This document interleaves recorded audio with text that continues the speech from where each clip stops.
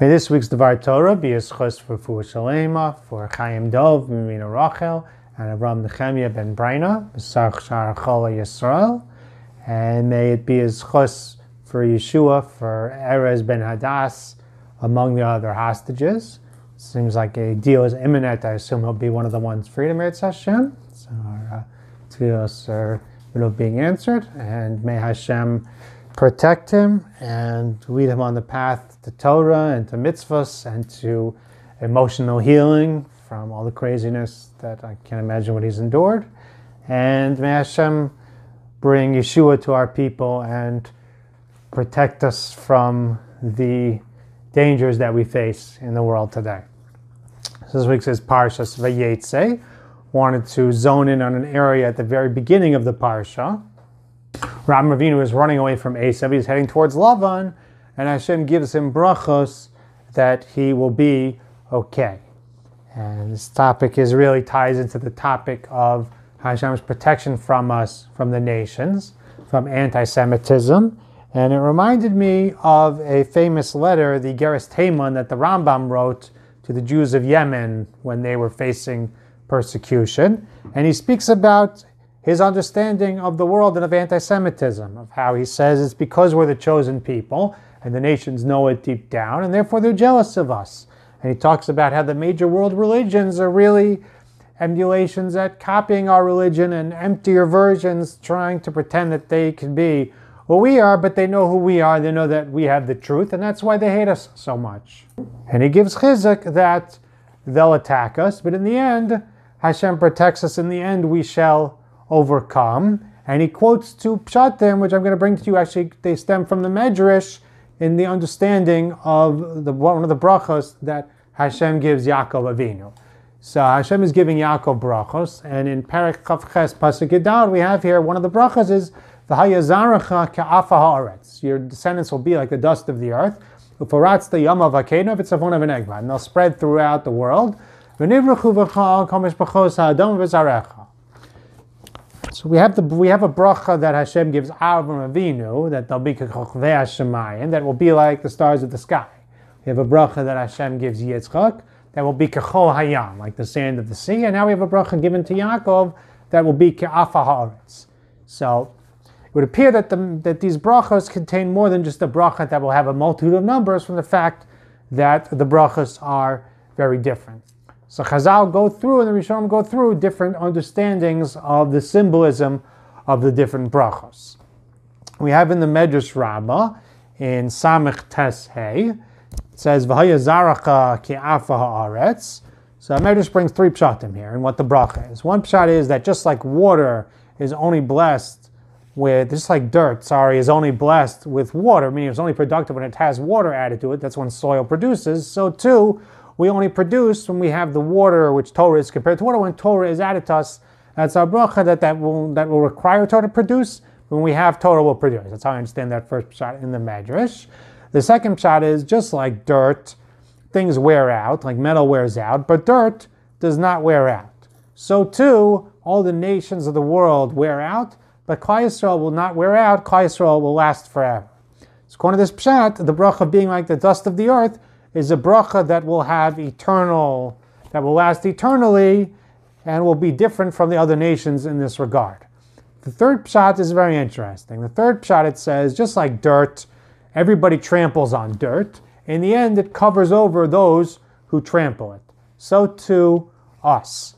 People will trample over us, and in the end, we shall overcome them. We shall, in fact, cover them up. And that would seem to be the third pshat in the bracha will be like the dust of the earth that will end up, they'll swamp over us, but in the end we'll overcome all these enemies, we'll outlast them, and we'll cover them up. The Medrash asks, how is this a bracha? Why is this a good thing? Because it melts away, it cleanses us, it purifies us when we go through this process of the trampling. So the trampling itself is a bracha.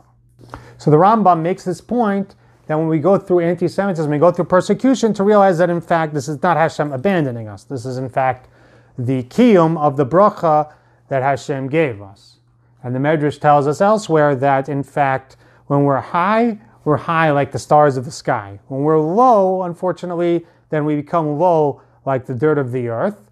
But at the end of the day, Hashem will be mikimi mi'afardal. Hashem will uplift us from the dirt, and we will rise high once again.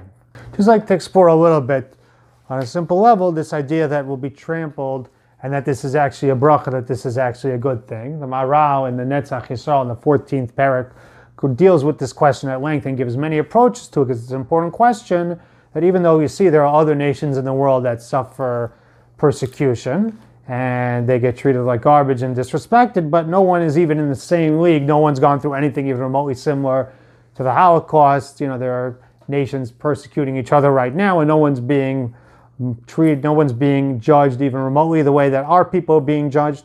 How do we understand this as a bracha? So one aspect of it is what the Medrash is saying, that it's cleansing us. It reminds me of a joke that they say somebody goes to Shemayim, and they show him he's getting judged, and they show him the few amount of mitzvahs, and then they start piling on the averos on a scale, and he's in big trouble. He's a person, he's had suffering his entire life. He's been complaining to Hashem, why do I have so many tzaras in life? And then they start bringing out the tzaras, and they start putting all the asurim on the scale, and it starts weighing the scale the other way. And he turns up and he says, Rabbanu Shalom, why didn't you give me more tzaras in life? What he realizes how valuable they are, how they're a commodity to him in Shemayim, and in fact, that they're part of the process, of the cleansing process to get us to tshuva, to get us to where we're supposed to be, to bring the final redemption and bring us to our proper place. Another idea I think that we see here is in being trampled the way that we are, it shows us that we're still being taken care of by Hashgacha Pratis, that Hashem is still watching over us.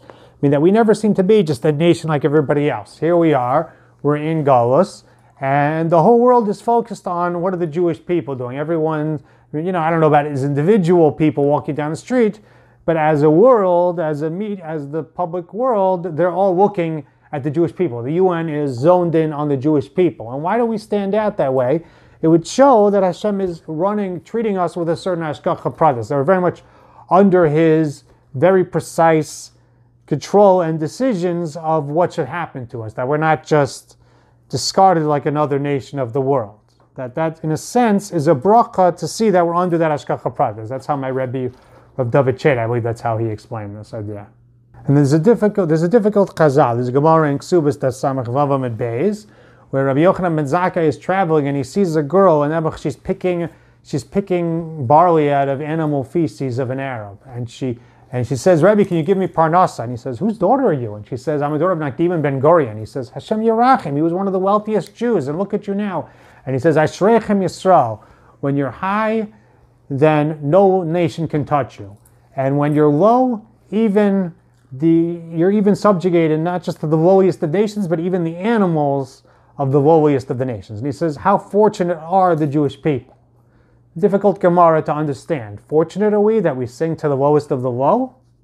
And there are different pshatim given, but one of the pshatim I think could be this idea, that it shows the hashgacha pratis. It shows that Hashem has in fact, nobody else goes through even a quarter of what we've been through. And it shows Hashem is very precise in how He's treating us and how He's taking care of us, and with a very precise decision making of what's in store for us. It shows we're not by any chance forgotten. And hopefully it could give us chizuk in these times to realize that the hashgacha pratis that we're under. May we take chizuk from the Sfarnos pshat in this pasuk, that will be humbled like the dust of the earth, and then we've reached that humility before Hashem, then we'll be faratz the yom v'keim, then we'll spread throughout the world. And in fact, that humility, that state of where we seem to be on the bottom, will rise from there. We'll be mikimi mi'arvadol, and we'll spread throughout. We'll spread everywhere, and we'll have that strength. And these brachas, Hashem, will see the kiyum, that no one can take us down, no one can stop us, no one can destroy us. We'll overcome and outlast them all. And Hashem, bizoche to the bias called tzedek, meher v'yameinu, amen.